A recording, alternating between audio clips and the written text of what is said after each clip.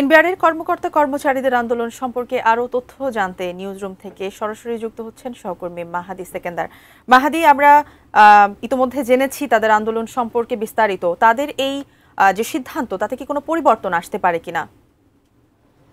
শিমু, দিনভর এনবিআরে যে ঘটনা প্রবাহ ছিল তার মধ্যে গুরুত্বপূর্ণ ছিল অর্থ উপদেষ্টার সাথে এনবিআর সংস্কার ঐক্য পরিষদের 20 সদস্যের প্রতিনিধি দলের সাক্ষাৎ। এবং আমরা প্রত্যাশা করছিলাম এই যে সাক্ষাতের মাধ্যমে যে চলমান সংকট, complete shutdown, long March two NBR কর্মসূচি সেটি নিরসন হবে।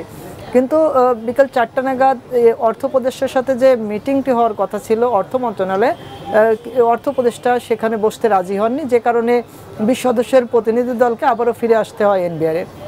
এবং এই যে অর্থ উপদেষ্টা বসলেন না, এর পরবর্তীতে একটি বিজ্ঞপ্তির মাধ্যমে সরকারের পক্ষ থেকে এনবিআর আওতাধীন সব চাকরিকে অত্যাবশ্যকীয় হিসেবে ঘোষণা করে কর্মকর্তা কর্মচারীদের কাজে যোগদানের বিষয়টিতে গুরুত্ব দেওয়া হয় এবং তাদেরকে সেই নির্দেশনা দেওয়া হয়েছে।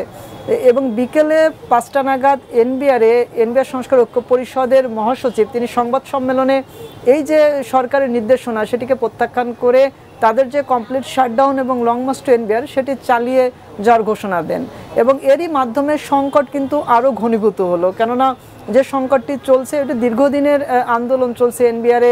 গত 12ই মে যে প্রজ্ঞাপনটি জারি হয় এনবিআর বিলুপ্ত করার মাধ্যমে, সেই প্রজ্ঞাপন জারি হওয়ার পর থেকেই কিন্তু উত্তপ্ত হয়ে ওঠে এনবিআর এবং তারপর সেই আন্দোলন চলমান থাকে এবং সরকার এটি স্থগিত করলেও এনবিআর চেয়ারম্যানের অপসারণের দাবিতে জোরালো আন্দোলন শুরু হয় কর্মকর্তা কর্মচারীদের। এবং তারই ধারাবাহিকতায় গতকালও স্থবিরতা ছিল, সকল কাস্টমস হাউস, বন্দর এবং অন্যান্য যে এনবিআর সংশ্লিষ্ট দপ্তর রয়েছে সব জায়গায় সেবা কার্যক্রম বন্ধ থাকে, শুধুমাত্র আন্তর্জাতিক যাত্রী সেবা ব্যতীত।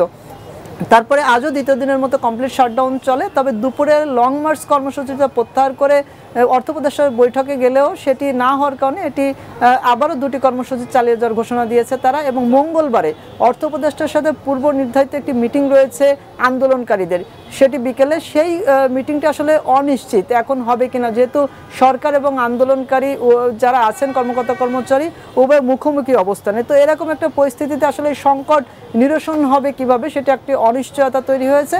তবে নতুন করে কোনো সিদ্ধান্ত আসবে কিনা সেটি মহাসচিব সেহেলা সিদ্দিকা তিনি বলছিলেন যে গণমাধ্যমে তারা রাতে বিজ্ঞপ্তির মাধ্যমে জানিয়ে দেবেন তাদের নতুন কোনো কর্মসূচি থাকলে। তবে এখন পর্যন্ত সরকার এবং আন্দোলনকারী অর্থাৎ এনবিআর কর্মকর্তা কর্মচারীরা মুখোমুখি অবস্থানে থাকার কারণে এই যে সংকট, রাজস্ব সংগ্রহ সহ আমদানি রপ্তানি কার্যক্রম এটি স্থবিরতা, সেটি একরকম অনিশ্চয়তার মধ্যে পড়েছে।